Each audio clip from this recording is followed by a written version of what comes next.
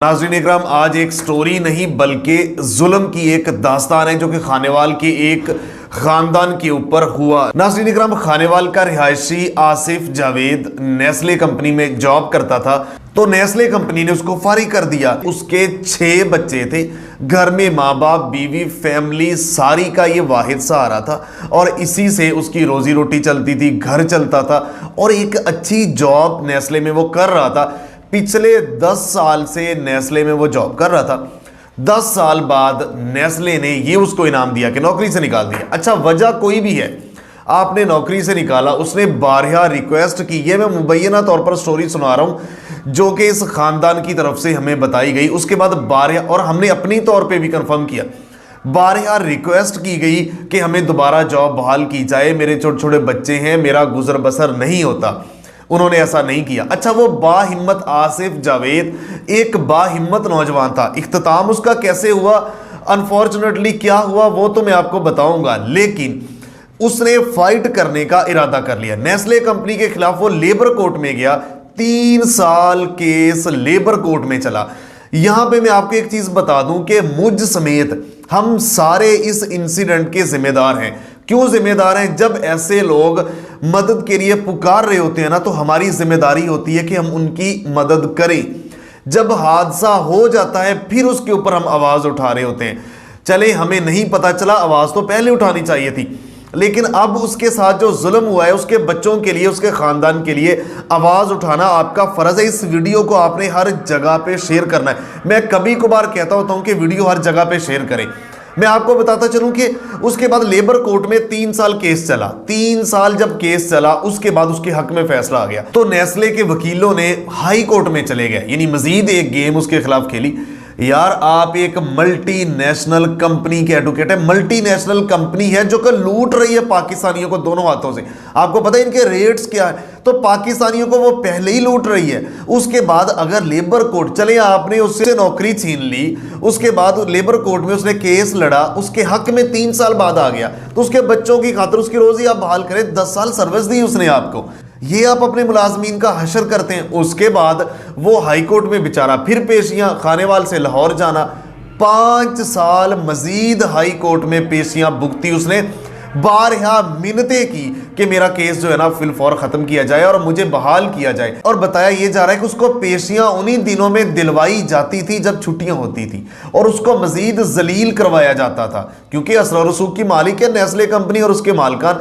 उसको जलील करवाया जाता रहा मुबैना तौर पर, ये उसके खानदान वाले बता रहे हैं।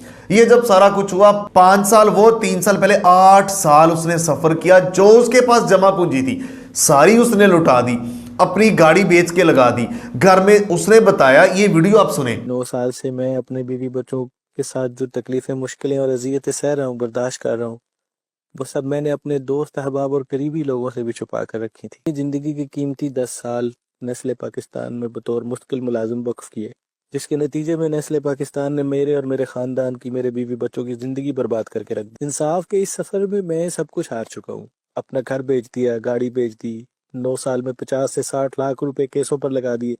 मगर आज हाल ये है कि मेरे पास घर के राशन के पैसे नहीं है, मेरे पास किराया देने के लिए कुछ नहीं है, मेरे बच्चे 9 साल से स्कूल नहीं जा रहे।